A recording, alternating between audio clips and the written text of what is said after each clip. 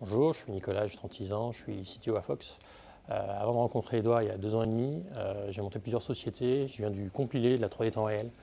J'ai fait un rapide passage par le jeu mobile et aussi par l'embarqué. L'avantage de travailler sur ces systèmes embarqués, en fait, c'est qu'on est sur des systèmes qui sont très limités et ça force en fait à aller voir ce qui se passe sous le capot. Ça apprend la rigueur et ça permet de chercher un peu la performance derrière ce qu'on fait.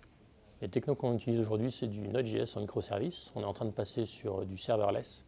On est sur du Vue.js pour la partie web, du Kotlin pour Android et puis du Swift évidemment pour iOS.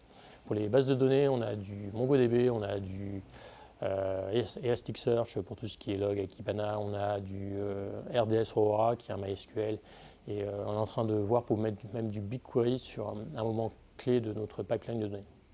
Aujourd'hui, on a beaucoup de challenges. Mon boulot aujourd'hui, c'est vraiment de rendre autonomes nos data analysts. Ça veut dire plusieurs choses. Ça veut dire acquérir des utilisateurs tous les jours, être capable de rafraîchir des données, d'avoir une infrastructure qui scale. On est passé à un peu plus de 2 milliards de data points.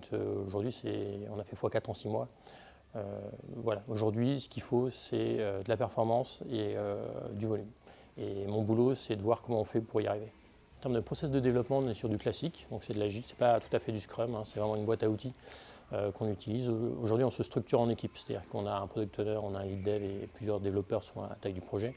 Ce qu'on fait, c'est des sprints de 1 à 2 semaines, c'est un kick-off, c'est des daily stand-up, c'est une rétrospective à la fin. L'idée, c'est vraiment que les équipes soient autonomes pour avancer. Je ne veux pas qu'elles soient bloquées parce qu'elles n'ont pas la main sur un projet. Ce qui est important, c'est que chaque développeur dans l'équipe soit capable d'aller modifier un code qui n'est pas à lui. Ça veut dire plusieurs choses. Ça veut dire que le code est relativement unifié, on utilise des linters. Le code est documenté, il est testé. Et à chaque fois qu'on veut merger ou qu'on veut déployer quelque chose, tout est review. Que ce soit techniquement, d'un point de vue modèle économique, d'un point de vue GDPR, on est en train de construire quelque chose de très gros. On est passé à 40 personnes en moins de 3 ans. On continue à croître.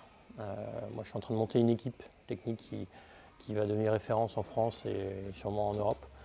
Donc c'est le moment de nous rejoindre.